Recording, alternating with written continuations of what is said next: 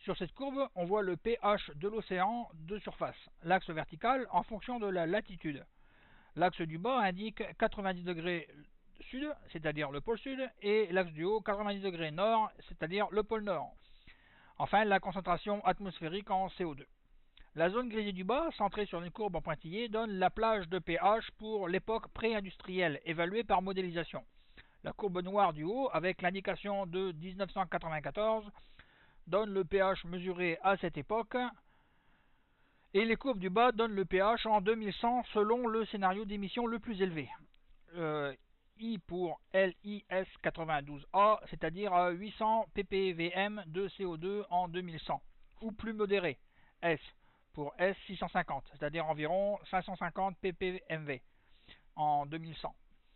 Et enfin, stabilisation à 650. Et est-ce grave, docteur? Peut-être un peu, car l'acidification de l'eau aura des répercussions sur la vie marine, indépendamment de tout le changement climatique. En effet, une partie significative des organismes marins a besoin de synthétiser du calcaire, soit pour se faire une coquille, comme les huîtres ou les moules, les bigorneaux et les homards, et plus généralement tous les mollusques à coquilles, soit un squelette, on parle des coraux ou du plancton. Or, la réaction chimique de formation du calcaire est plus ou moins aisée en fonction de l'acidité de l'eau. Plus l'eau est acide et plus il est difficile à l'organisme de fabriquer du calcaire. Peut-on revenir à quelques équations simples de chimie?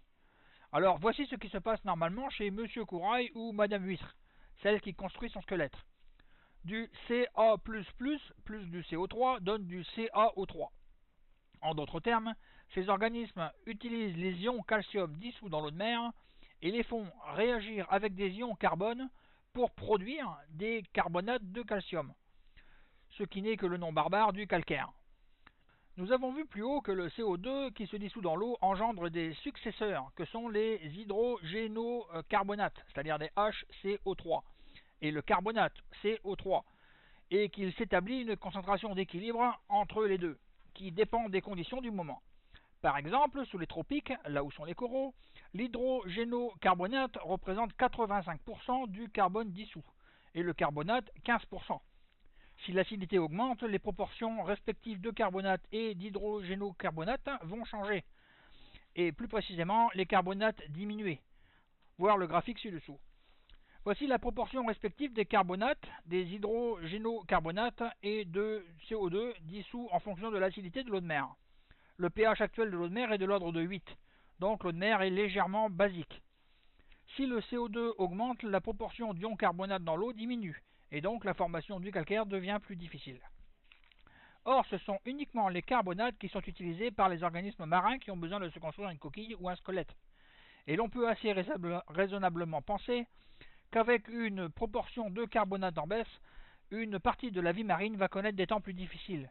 Ainsi, les expériences de laboratoire montrent qu'avec un doublement de CO2 dans l'air par rapport à maintenant, la calcification, c'est-à-dire la fabrication du calcaire par les organismes de l'eau qui se font, ralentit de 10 à 40%, aussi bien pour le corail que pour les algues à coquilles du phytoplancton.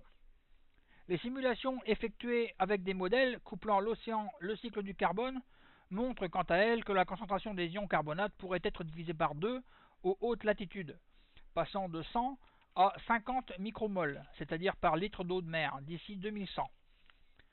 Sur ce graphique, on voit la concentration des ions carbonates, c'est-à-dire des CO3 en fonction de la latitude selon l'époque. La courbe indicée 1994 indique le profil de concentration en carbone mesuré en 1994. La zone grisée donne la fourchette simulée pour l'ère pré-industrielle. Et enfin, les concentrations simulées pour 2100 avec les scénarios S et I correspondent aux courbes indicées avec les lettres.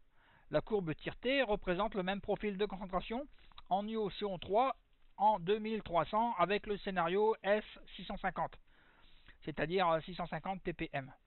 Et la courbe en pointillé gras, le résultat un peu différent avec le mode IPSL, voire le scénario IS92A. Les courbes tiretées horizontales marquées aragonite saturation et calcinite saturation donnent les concentrations minimales des ions carbonates qui sont nécessaires pour synthétiser de l'aragonite, qui est une forme de calcaire, et de la calcite, qui est une autre forme de calcaire. Clairement, même avec un scénario modéré, la concentration de carbonate dans les hautes latitudes deviendrait insuffisante en 2100 pour permettre la survie des micro-organismes ayant un squelette en aragonite.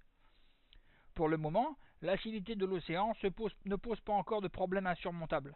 Heureusement. Mais si nous franchissions le seuil ou si nous inversions la pompe à carbone terrestre, et non celle de l'océan, ce qui pourrait arriver dans quelques décennies en prolongation tendancielle, il n'est pas impossible qu'une importante diminution du pH se produise à long terme, rendant l'océan que nous connaîtrons nos successeurs assez différent de celui que nous connaissons. Et l'océan n'a pas besoin de ça. Voici la biomasse dans l'Atlantique Nord de 1900 à 2000. Pour les poissons de niveau tropique, c'est-à-dire de 3 à 5, c'est-à-dire qui arrivent au moins en 3e et 4e position dans la chaîne alimentaire, reconstituée à partir de 23 modèles de réseaux trophiques, même sans changement climatique ou acidification de l'eau, la pression humaine s'est déjà exercée.